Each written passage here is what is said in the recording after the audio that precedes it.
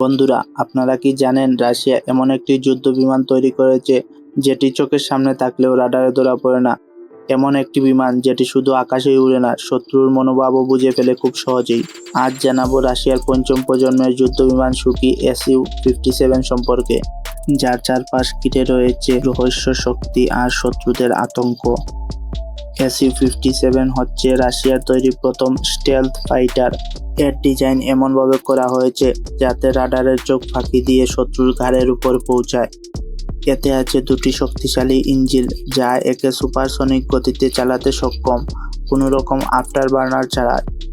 ভিতরে রয়েছে এআই প্রযুক্তি যা পাইলটকে যুদ্ধের সময় সিদ্ধান্ত নিতে সাহায্য করে।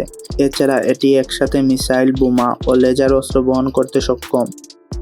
এই বিমানটি উন্নয়ন শুরু হয়েছিল 2000 সালে, কিন্তু এত বছর পরেও এটি পুরোপুরি রহস্যময়।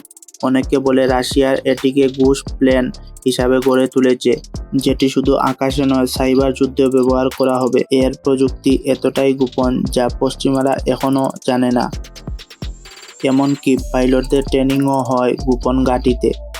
অনেকে Su-57 কে আমেরিকার F-12 টেপেটো 85 এর প্রতিদ্বন্দ্বী বলে মনে করেন, কিন্তু কিছু বিশেষজ্ঞ বলেন Su-57 অস্ত্র বহন ক্ষমতা, গতি ও রাডার ইনভেনশন অনেক দিক থেকেই এগিয়ে আছে। যদিও এটির এখনও সম্পূর্ণ প্রোডাকশন আসেনি, কিন্তু রাশিয়া বলছে খুব শীঘ্রই এই বিমানটি তাদের আকাশ রক্ষা করবে এবং যে কোনো যুদ্ধে ভয়ঙ্কর রূপ নেবে। এখনও অনেক তথ্য রয়েছে যা গোপন, যেমন এআই অপারেশন, হাইপারসনিক অস্ত্র সংযোজন আর ড্রোন নিয়ন্ত্রণ ক্ষমতা। এই Su-57 কি আসলেই পঞ্চম প্রজন্মের সেরা যুদ্ধ বিমান হতে পারে?